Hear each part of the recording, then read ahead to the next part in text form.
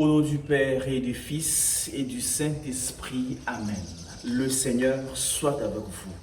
Frères et sœurs, nous célébrons le 15e dimanche du temps ordinaire année C. Je vous invite à vous abonner massivement, à partager et à aimer la parole de Dieu. Ainsi, vous participez à l'œuvre de l'évangélisation. Il y en a qui ne sont pas encore abonnés, il suffit de cliquer. Vous êtes abonnés à la parole de Dieu. Donc, les textes qui nous sont proposés ce dimanche nous invitent à l'amour de Dieu et à l'amour du prochain. Dans la première lecture, tirée de Deutéronome 30, 10 à 14, Moïse s'adresse aux enfants d'Israël. Écoutez la voix du Seigneur votre Dieu en observant ses commandements et ses décrets et à revenir au Seigneur. Nous savons que souvent il y a des commandements du Seigneur ou bien d'autres commandements qui nous semblent difficiles à observer. Nous voulions que ce soit un peu comme de la casuistique parce que notre situation est un peu difficile. Voilà, c'est là, il y a cela, il y a ceci, il y a cela. Moïse répond à cette question. Ce que le Seigneur nous demande d'observer, c'est à quoi il nous demande d'obéir, n'est pas au-delà de nos forces. N'est pas au ciel, c'est possible. Souvent, nous voulons justifier notre égarement. Nous voulons justifier notre refus de suivre les commandements de Dieu. Nous nous appuyons sur nos situations particulières, nos cas différents. Non, ce que le Seigneur nous demande d'observer, c'est possible de l'observer. Exemple, le pardon, qui est la parfaite imitation de Dieu. Souvent, nous voulons que ça s'adapte. Ma situation est un peu difficile. Voilà, moi, je ne peux pas observer. Chez moi, c'est un peu compliqué. Moi, j'ai connu ceci, j'ai connu ceci. Nous voulons absolutiser nos situations pour asseoir notre désobéissance à Dieu. Ce n'est pas possible.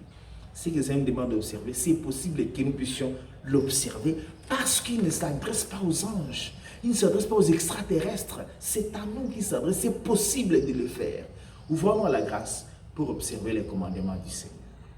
Ouvrons-nous à la grâce pour revenir au Seigneur. Mais quand Moïse dit reviens au Seigneur, c'est que nous sommes égarés. Nous sommes égarés comment? En justifiant nos égarements, en justifiant nos péchés, en justifiant nos fautes. Nous sommes loin du Seigneur, nous avons abandonné ses lois, nous avons trié les commandements à observer et les autres à rejeter. Revenons au Seigneur. C'est possible d'observer ces commandements. Sa grâce est disponible pour ça.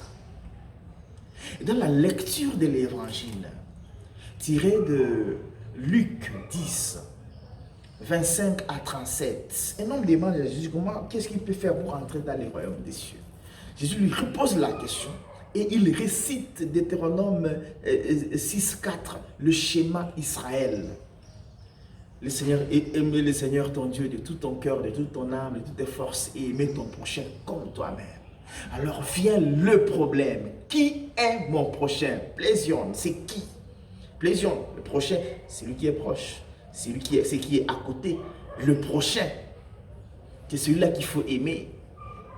Alors Jésus répond, mais il donne un exemple. Il cite un Samaritain, alors que la situation s'est passée entre Jérusalem et Jéricho, en Judée, chez les Juifs. Il cite un Samaritain parce que les Samaritains et les Juifs, les Juifs et les Samaritains ne s'attendaient pas. Ils vivaient comme dans des relations d'hostilité.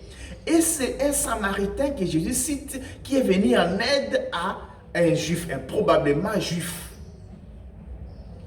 Alors que le prêtre est passé, le Lévite est passé. Possiblement, il passait pour aller peut-être au service du temple, aller peut-être exercer un ministère. Alors, ils n'ont pas voulu toucher au sang par respect aux lois. Parce que tu vas rester impur, je ne sais pas combien, 7 jours. Alors, pour vouloir obéir à la loi, les prêtres et les lévites n'ont pas aidé celui qui était dans les besoins. C'est l'erreur que nous commettons chaque jour. Pour vouloir observer les commandements de Dieu, sous prétexte d'obéir à Dieu, nous laissons croupir celui qui est à côté de nous dans la souffrance, dans la misère. C'est impossible de dire qu'on aime Dieu.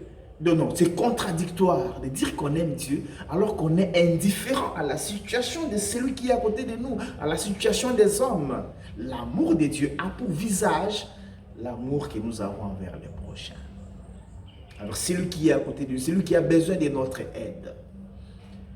Qu'aujourd'hui le Seigneur nous aide à ne pas justifier notre désobéissance. Qui nous aide à nous ouvrir au prochain, à aider celui qui est à côté de nous. Davantage, celui avec qui tu ne t'entends pas. C'est celui-là que Jésus a cité ici comme prochain. Nous avons toujours des gens qui ne parlent pas tellement le même langage que nous, qui ne sont pas trop d'accord avec nous et avec qui on a fait des années et on n'est pas à bon terme. C'est celui-là que le Seigneur te demande aujourd'hui de le chercher et de te réconcilier, de l'aimer. Que le Seigneur nous en donne la force et c'est possible. C'est possible d'aimer le prochain. C'est possible d'aimer celui qui t'a fait du tort. C'est possible parce que le Seigneur, quand nous le demande, il ne demande pas aux anges comme je l'ai dit. Il demande aux humains. Cela est possible. Grâce à Jésus-Christ, celui par qui tout a été créé et celui qui nous a réconciliés avec le Père, comme nous dit la deuxième lecture tirée de la lettre de Saint Paul aux Colossiens au chapitre 1, versets 15 à 20. Le Seigneur, par lui, tout a été créé, tout a été fait et c'est lui qui nous a réconciliés. Celui par qui tout a été créé, pour qui tout a été créé, qui est le principe, la primauté, c'est lui qui nous a réconciliés, c'est lui qui nous donnera aussi la force d'aimer Dieu convenablement et d'aimer les prochains. Il suffit d'être le compagnon de Jésus. Il suffit de faire de Jésus ton compagnon, ton ami fidèle. Il te donnera la force de bien aimer ton prochain. Il te donnera la force d'aimer Dieu et de ne pas justifier tes torts, tes fautes, tes égarements. Bon dimanche à toutes et à tous. Que Dieu Tout-Puissant vous bénisse et vous garde. Le Père, le Fils et le Saint-Esprit.